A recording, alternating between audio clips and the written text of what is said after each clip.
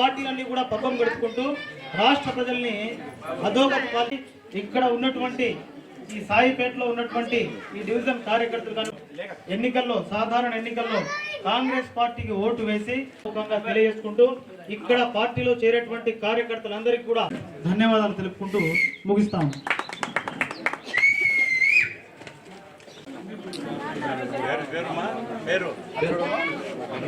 గంగమ్మ గారు చూడమ్మా హబీబ్ హబీబ్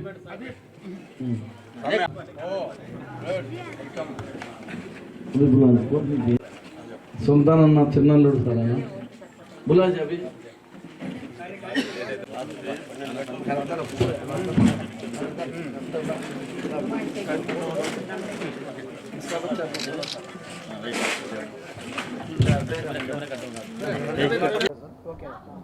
ఈరోజు కడప నగరంలో 50వ డివిజన్లో సుల్తాన్ మొహిద్దీన్ గారి ఆధ్వర్యంలో ఒక 30 కుటుంబాలు ఈరోజు కాంగ్రెస్ పార్టీలో చేరడం జరిగింది. రోజు రోజుకు అటు జిల్లాలో ఇటు రాష్ట్రంలో కాంగ్రెస్ పార్టీ బలపడతా ఉంది.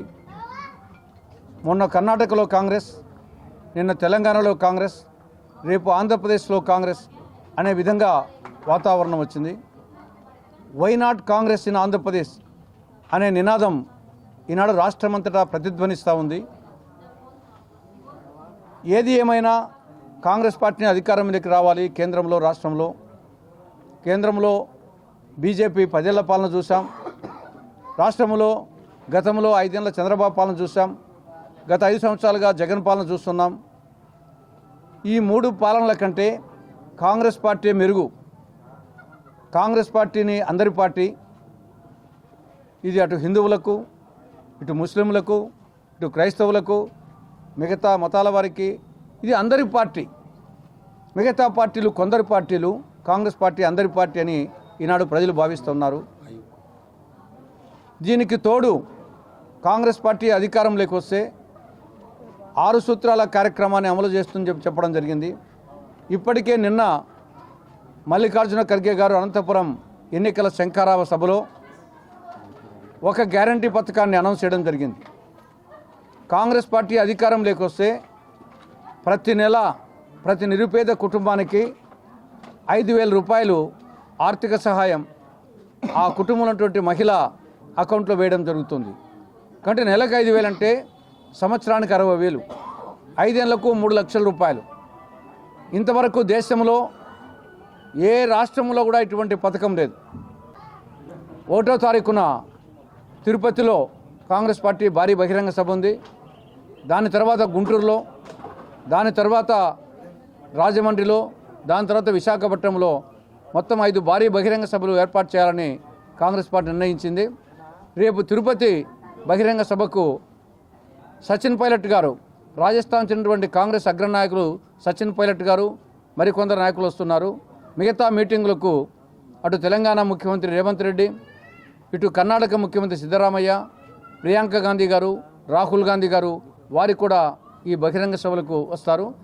కాబట్టి వచ్చే ఎన్నికల్లో త్రిముఖ పోటీ ఉంటుంది. ఒకవైపు ఇండియా కూటమి, మరొక వైపు ఎన్డీఏ కూటమి, మూడవది జగన్ పార్టీ.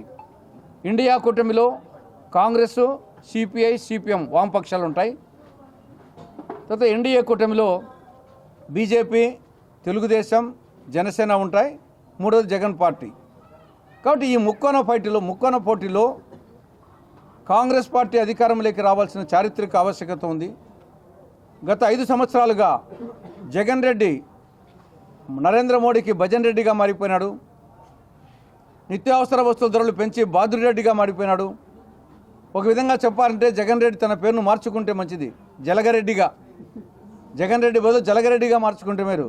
జలగ ఏ విధంగా మనుషుల రక్తాన్ని పీల్చి తన దాహాన్ని, ఆకలిని తీర్చుకుంటుందో ఆ విధంగా జగన్మోహన్ రెడ్డి ముఖ్యమంత్రిగా నిత్యావసర సరుకుల ధరలు పెంచి, అటు అన్ని వస్తువుల ధరలు పెంచి ప్రజల రక్తాన్ని పీలుస్తూ ఉంది. కాబట్టి వైకాపా ప్రభుత్వం జలగరెడ్డిగా పేరు మార్చుకుంటే బాగుంటుంది. ఇక మిగతా తెలుగుదేశం పార్టీ కానీ, జనసేన కానీ అవి బానిస పార్టీలు.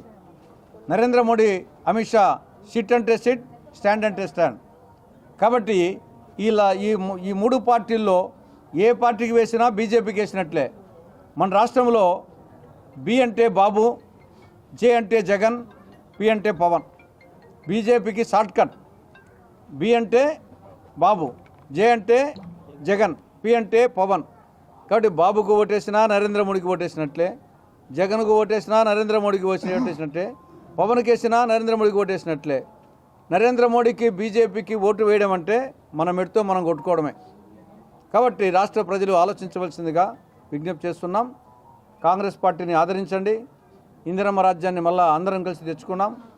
అన్ని ప్రాంతాల వారు, అన్ని వర్గాల వాళ్ళు సుఖ సంతోషాలతో, ప్రతి ఇల్లు ఒక ఆరోగ్య సదనం, ప్రతి ఇల్లు ఒక ఆనంద నిలయం, ప్రతి ఇల్లు ఒక సరస్వతి నిలయంగా ఉండే విధంగా కాంగ్రెస్ పాలన అందిస్తుంది.